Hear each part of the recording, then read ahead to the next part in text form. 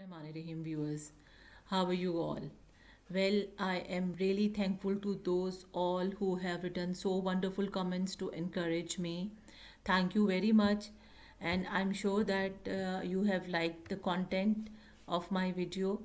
Well, today I'm going to discuss a very important tense which is taken as a very basic tense in English language, whether you speak or write language. This is present simple tense. And when you watch this video till the end, I assure you that you will be much enlightened in many respects. You will know the spelling rules regarding this, you will know how to use this tense correctly, and many of your mistakes will be eradicated today.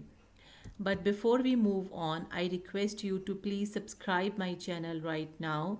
It's in front of you. Let's move on. But first of discuss that what is a tense.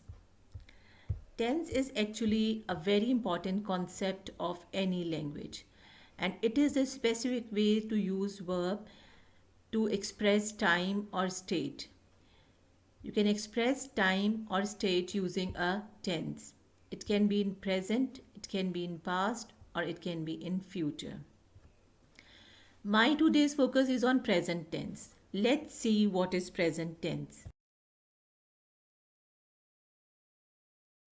Talks about present situation only, and its name is present simple, but it's not as simple as you think it has many advanced uses, and I'm sure that if you watched this video till the end, you will be surprised to see that at how many different places and in how many different ways this tense is used.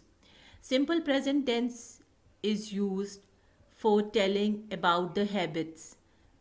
It is also used to talk about the routines.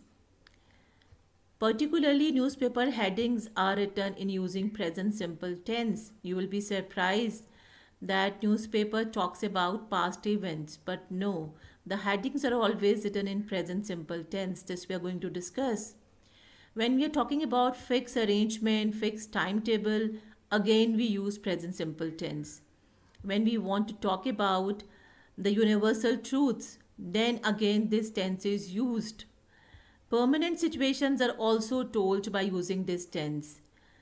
I'm sure that you are not tired, but the list is not ended yet. We can write conditional sentence using this tense. We can talk about some maths running commentary using this tense. Another very important and vast use of this tense is in writing imperative sentences. This again I'm going to discuss in detail. We can write stories. We can write stories by using historical past. This we are going to see. And the world truth is also used in present simple tense. So I'm sure that keeping this whole list in your mind, you will be surprised and you will want to know more about this tense. So let's out that how this tense talks about permanent situations.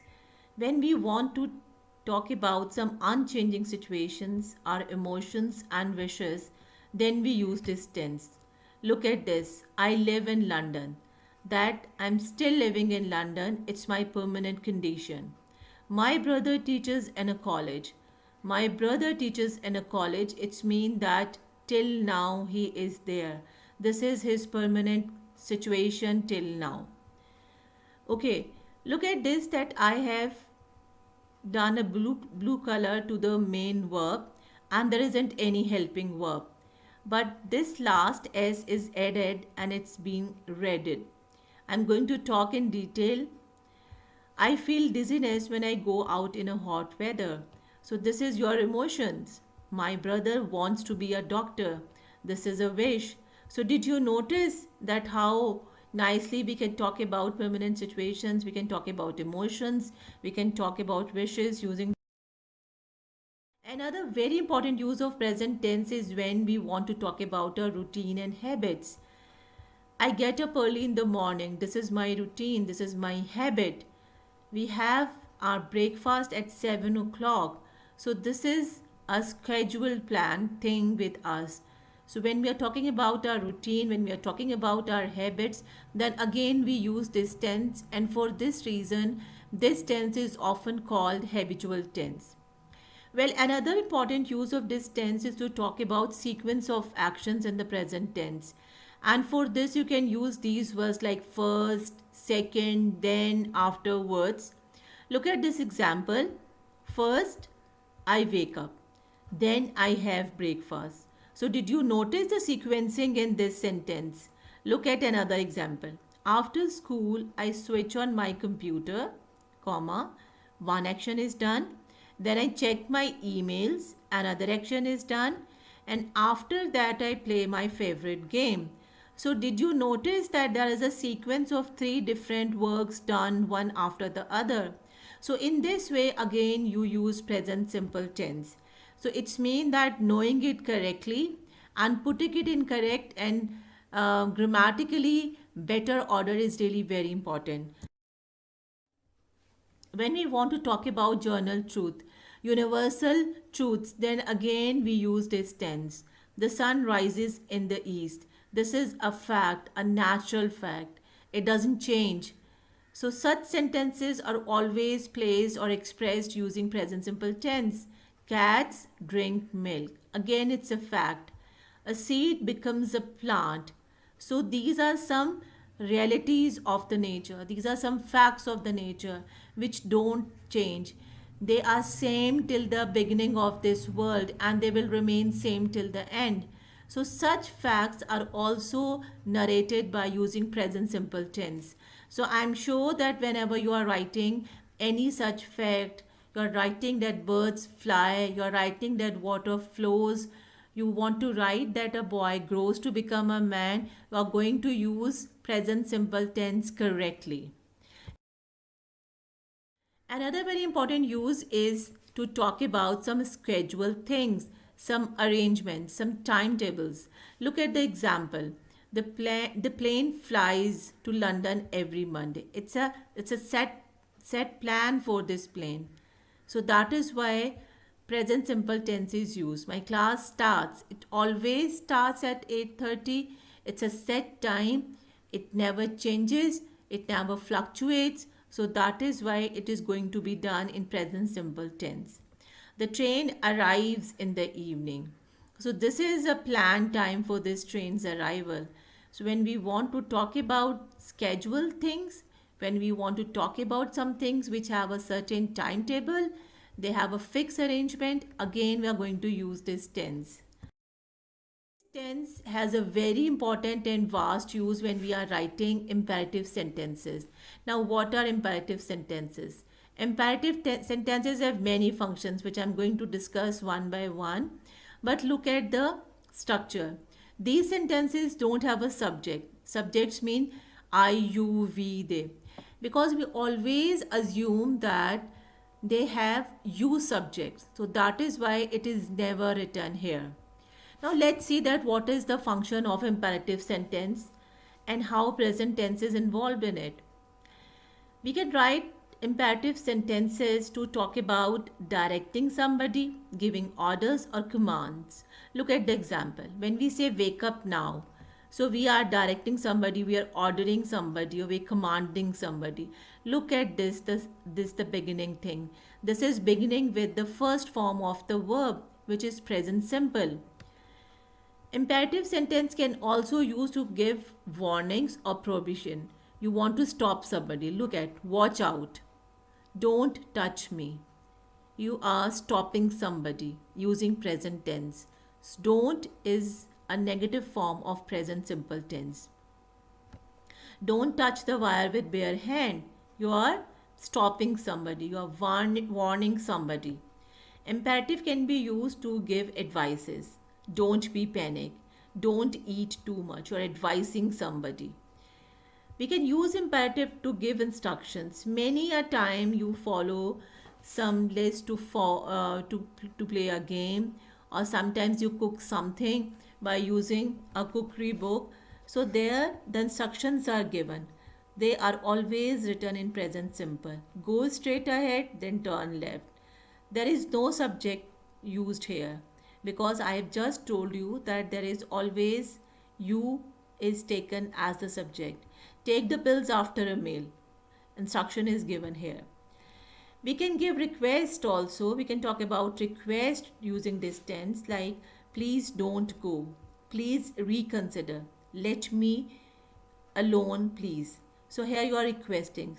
So did you notice that imperative itself is a vast branch with multiple functions, and they all are then done in present simple tense, and we are daily encountered by these things. We want to give sometimes orders, we want to warn sometime, we want to advise sometimes, or instruct somebody, or request something.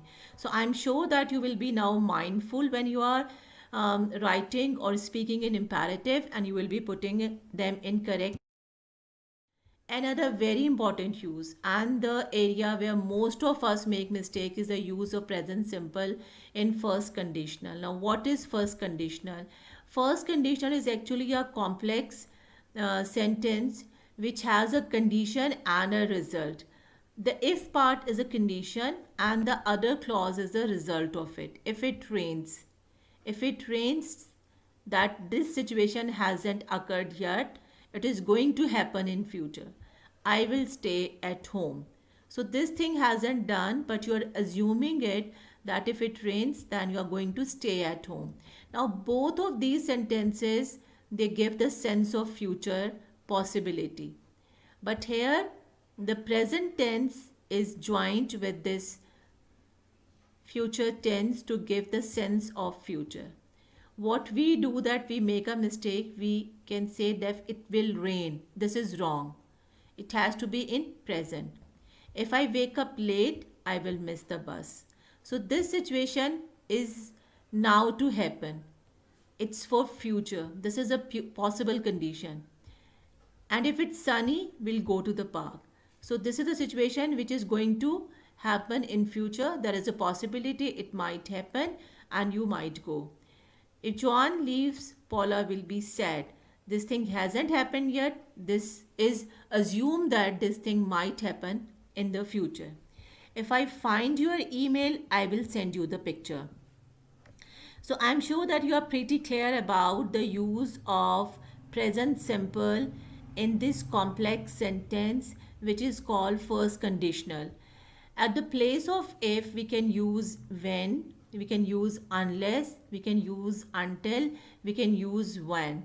But look at this thing, that the if clause is always going to be in present simple. Remember this thing. And the result part will be in simple future. Another very important use is the use of present as past. Surprising. It's actually called historic present, and using historic present, we can write the headings of the newspaper, as you have must encountered, and you must have been wondering that why are these headings in present, because the things are over now, they are the part of past. The reason is that these headings are written in present simple, so that we don't feel that we are reading some stale news. Okay, so that is why, in order to feel being in the part of present, these all headings are written in present tense. You can write stories also using this historic present. This is an advanced form of language, so you can get hand on this. You can have a good grip on writing present tense correctly. You are going to look at the structure in the upcoming slides, so please have a good command, understand it very well, and then use it correctly, because you have seen so far that it has many uses, many important uses. So if you know it correctly, only then you can use or write or speak it. Let's move on. Another very important use of present simple is to talk about some repeated action. And we talk this about these repeated actions using these frequency adverbs like every day, always, often, sometimes. My friend often draws nice posters. So this work is often done. You never drink orange juice. So, this is an adverb which is showing that this work never happens. We usually go to our grandparents in summer. This adverb of frequency is showing that This visiting is often done. Let's have a look on the adverb of frequency. This is a pretty good idea to give the percentages of these to these frequency adverbs. When you are using always, it's mean that you always do this work is 100%. I always go shopping after work. Usually it's 90%. It's mean that it's not always that you do it. Similarly, you can see that the percentages are going down, and at the end you can see that 0% is never, that this work never happens. Rarely shows that this work is done once in a blue moon, and it's not a common practice of somebody. Like I rarely go to the village. So I'm sure that you are going to effectively use this adverb of frequency with the combination of present simple to talk about repeated actions. Let's have a look on the structure now. So far, I'm sure that you have had pretty much idea that these sentences, they do not have a helping verb.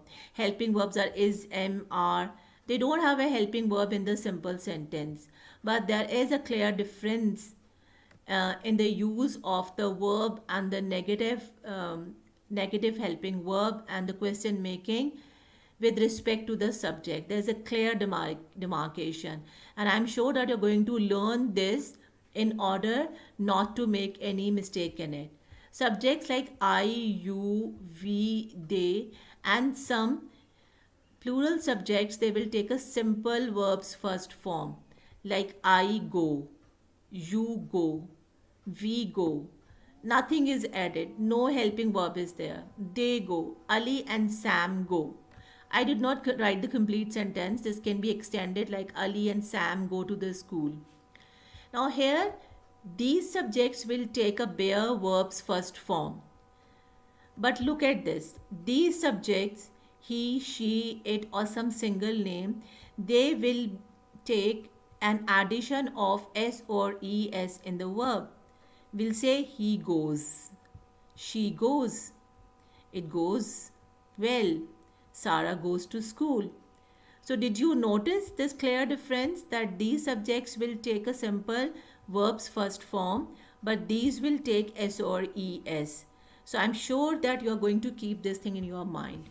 On the other hand, when you are making these sentences negative, you will add do not. You do not go there. We do not visit them. They do not come to us. But here in this case, you write he does not. And when you write does not, this goes changes back to go. That s or es is removed. Or think that s or es has come with this does. She does not go to school on Sunday. It does not go well. Sarah does not go to her aunt's house. So when does is there, the verb's first form will be written. S or es will be removed. Please make sure that with does not, you are using a bare verb's first form. Now, in order to make question sentences, we simply put out do. Do you go there? And I must tell you this thing that these questions are called confirmative questions because you are simply going to get the answer in yes or no. Do you go there? Yes, I do. No, I don't. Do we go to school on Sunday? No, we don't. Do they go outside on every Sunday? Yes, they do. So, such questions are called confirmative question. You have an idea of its answer. You are only confirming it. So, the answer is either in yes or no. On the other hand, when we are making the question with these subjects, he, she, it, or Sarah, so we are going to put does in the beginning. Does he go? And again, remember that no S or ES with this. Does she go to her aunt's house? Yes, she does. Do it go well with you? Yes, it does. Do Sarah goes to her aunt's house on Sunday? Yes, she does. So these are the basic structures of present simples, positive sentences, negative sentences, and interrogative sentences, which are called confirmative questions. So I'm sure that you're going to keep this thing in your mind, and wherever you have been making mistakes, you are going to correct it. Now, I'll be talking about some spelling rules. As I have just told you that when our subject is he, she, it, or some single, we are going to add s or es in the verb. Now, let's see that which verbs will take s and which verbs will take es, and what are the spelling rules where we might have been making some mistakes. Most of the verbs they just take s, like live, lives, sit, sits, stay, stays. But the verbs which have a consonant plus y ending, like try, there is a consonant r and there is a y. So this y will be changed into I and es will be added. Try, tries. She tries hard.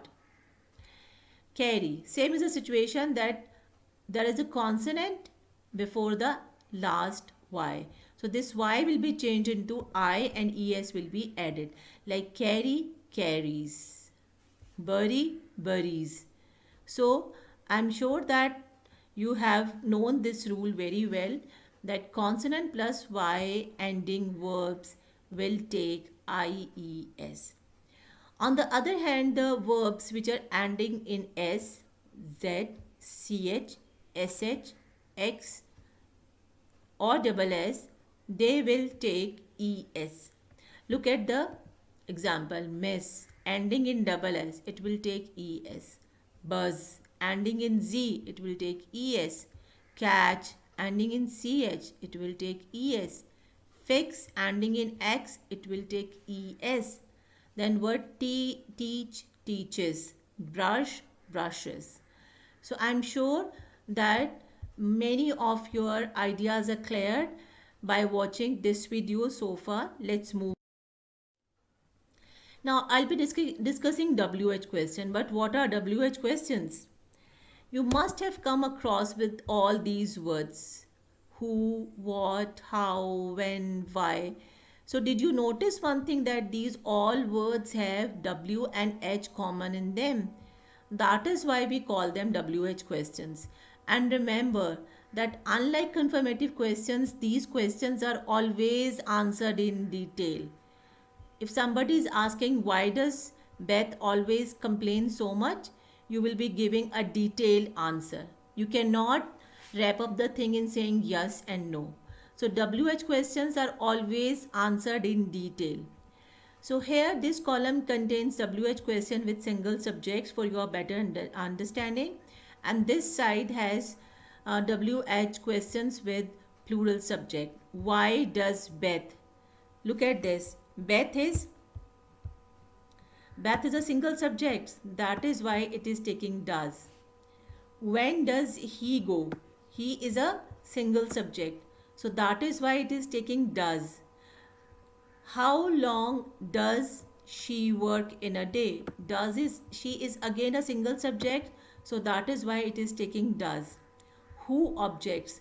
Now who is such a WH word which will always take a single verb, because we don't know the answer of this question. We don't know whether there is one person or many person. How much does it cost? So it is a single subject, there is a single helping verb does. How does it work? So did you notice that with respect to the single subject, the WH questions are made using does. On the other hand, you can see that why do you complain so much? Now you is not single, or this is a subject which takes do. When do they want this car? So they will not take does, it will take do. How long do we sleep? We. So we are going to write do. How much money do you earn in a month? So you is the subject. So remember that always looking at the subject, we are supposed to use do or does. You're supposed to correctly put s or es, sharing all of your areas in it. I've talked about all the uses of present tense. I've talked about spelling rule. I've talked about structure. I've discussed WH questions. I'm sure that you will repeat all these things very well, and you will clear all of your misunderstandings in using this tense. And I must tell you that if you are confident in writing simple present tense, it's mean that you are a good writer in English. You are a good speaker in English language. Let's see some common mistakes. She walked to school every day. Now, what is the mistake here? Okay, the subject is she. This is single. It's mean that my verb should take an S here. She walks to school. It should be walks to school every day. This is a mistake which we often make. So please keep the subject in mind. This is really important. He not like to watch. So what should come here? He does not like to watch TV, because with he, for simple present tense we write does. Where lives your father? No. Your father is a single subject. So we are going to write where does your father live? This L will also not come here. She often goes to Paris. First of all, this go will come here, and you're going to write goes, not go, because the subject is single, and according to the subject it should be goes. And often, which is a frequency adverb, it comes after the subject. Remember this. She doesn't like. Now what is the mistake? S will not come, because we have put does not here, and I've told you that when there is does not, S will be removed. I am go to the post office once a week. This is again a mistake. I am will not come. I go to the post office once a week, because once a week is showing that it's a routine. Does Sarah plays? So what is wrong here? Yes, this S will not come. Okay. When does she usually leaves work? What is the wrong area here? Does is there, and S will not come. So I'm sure that you have now a good idea about the use of present simple tense. Please don't ignore it. It's really very important. And have a good understanding of it. If you are making mistakes anywhere in this tense, so please try eradicating it, because it's a very bad impression writing a tense wrongly. Okay, so learn all the uses of present simple tense, and when you are writing, please be mindful and exactly write the correct sentence structure in your composition and speak the correct sentence. Thank you very much. If you have liked that, please subscribe my channel and share it with your fellows. Thank you very much. Stay blessed. Allah Hafiz.